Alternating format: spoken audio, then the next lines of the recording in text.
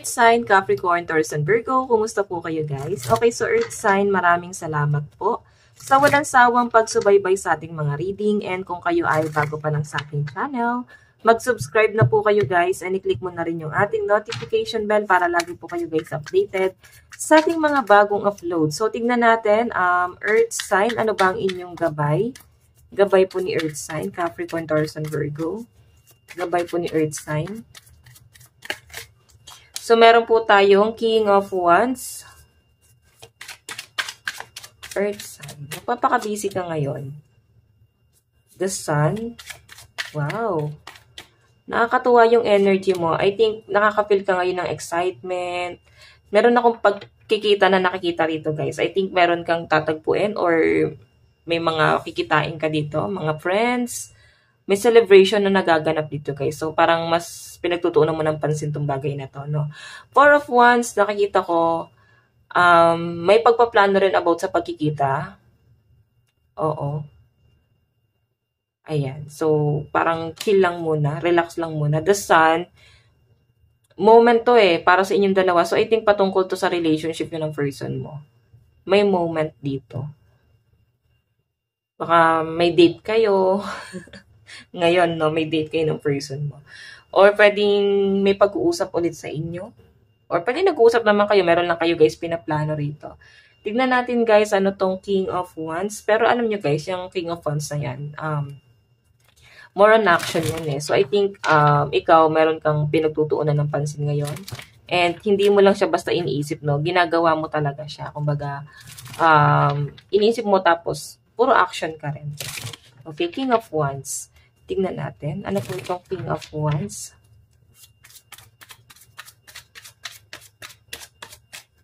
Meron po tayong Three of Wands. May pag-aantay. New beginning para sa inyo.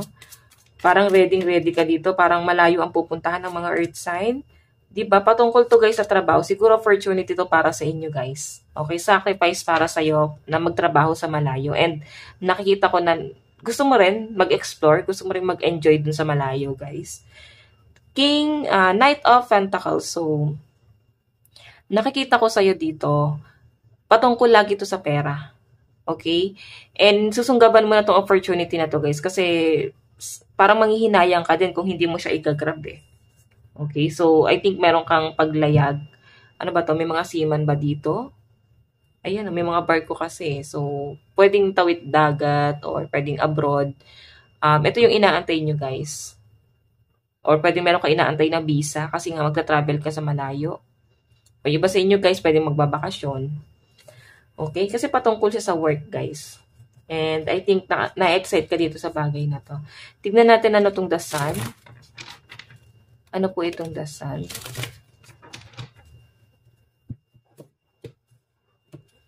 Ano po yung The Sun?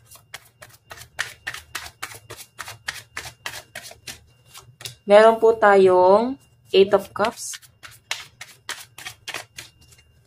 Meron tayong Queen of Pentacles.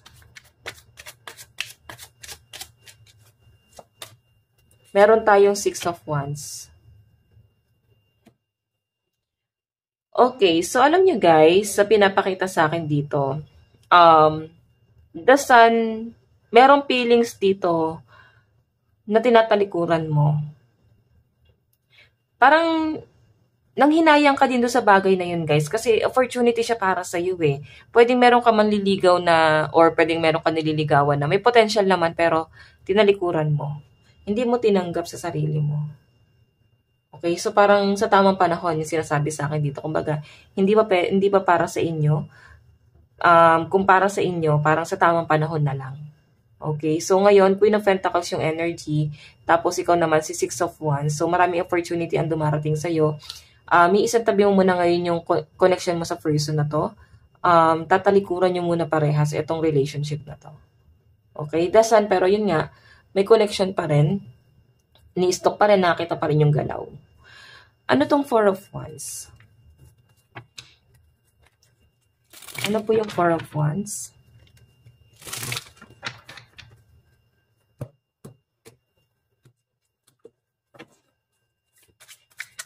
Ano po yung Four of Wands?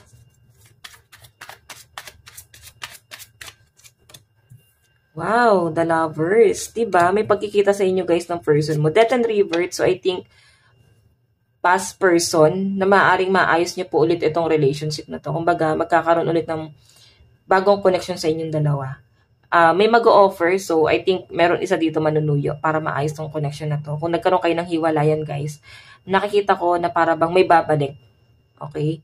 Magpaparamdam siya ulit. Or pwedeng ikaw itong magpaparamdam. Pero maayos nyo naman kung sino man dito guys ang magpaparamdam, no? Maayos at maayos din tong relationship na to. So, tignan natin guys dito sa inyong love reading. Dito pala lumabas na, no? So, I think may pagkikita sa inyo ng person mo. Okay.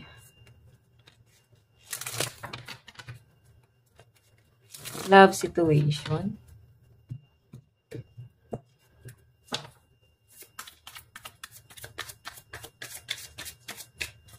So guys, meron tayong 8 of Swords. Naku. I think may na-obsess sa inyo. Diba? Nakahang siya Or baka parehas kayo guys. Wala pang galaw ngayon. So yung nakita natin guys, possible na may gagawa nga ng move. Sa ngayon, parehas kayong nakastuck dito. Okay? So the World and Temperance, may pag-a-adjust na gagawin. Siguro ginawa lang talaga ni Universe na magkaroon ng limitasyon sa connection nyo kasi para parehas kayo guys, merong ma-realize. Kasi wala rin naman sa'yo yung mali Parang kung may mali sa'yo, may mali din sa person na yun. Okay? So, the World and Temperance, may pag-a-adjust na nagagawin. Kumbaga, meron lang parang hinahayaan mo nang mawala yung tension or makalimutan mo na yung issue bago ulit mag-move forward. Okay, tignan natin. Ano ba ang inyong love advice? Meron po tayong attraction, di ba? May ano dito guys may potential naman talaga maayos at maayos nito guys, no? Kung kayo ay hindi okay ngayon ng person mo. So, tignan natin, ano bang mensahe sa'yo ng person mo? I wish I could take back my words. So, I think tong person na to, parang sinabi niya sa'yo or pwedeng nalaman mo sa ibang tao na parang dapat daw hindi na muna kayo nag-usap or nagkita or hindi na nangyari yung mga dapat na ganap. Sana hindi nagkaroon ng issue. I left you before you could leave me. I left you before you could leave me. So, I think si person, guys, takot siyang maiwan. Siguro, yun yung naramdaman niya sa'yo. Abandonment. Meron tayong I wish things could be different. So, feeling niya, iba ka sa mga nakilala niya. Okay? Kung bakit din parang na-in-love siya sa inyo. Gratitude. Diba? Wow. Maganda yan guys. Tuloy-tuloy pa ang biyaya sa inyo guys. No? Ipagpatuloy mo lang kung ano itong mga sinisimulan mo. And protection na yan. Gumamit ka ng mga healing crystal, mga protection para hindi ka dapuan ng mga negative energy. Para itong mga magagandang blessing na dumadating sa'yo, maitaboy mo. Okay? So guys, ang lucky number mo is 11 and 8. Ito lang naman po ang inyong reading. Earth sign, kung nagustuhan mo, mag-iwan ka ng like and comment. Mag-subscribe na rin po kayo guys sa ating YouTube channel. Bye-bye guys. God bless and love you all. Thank you.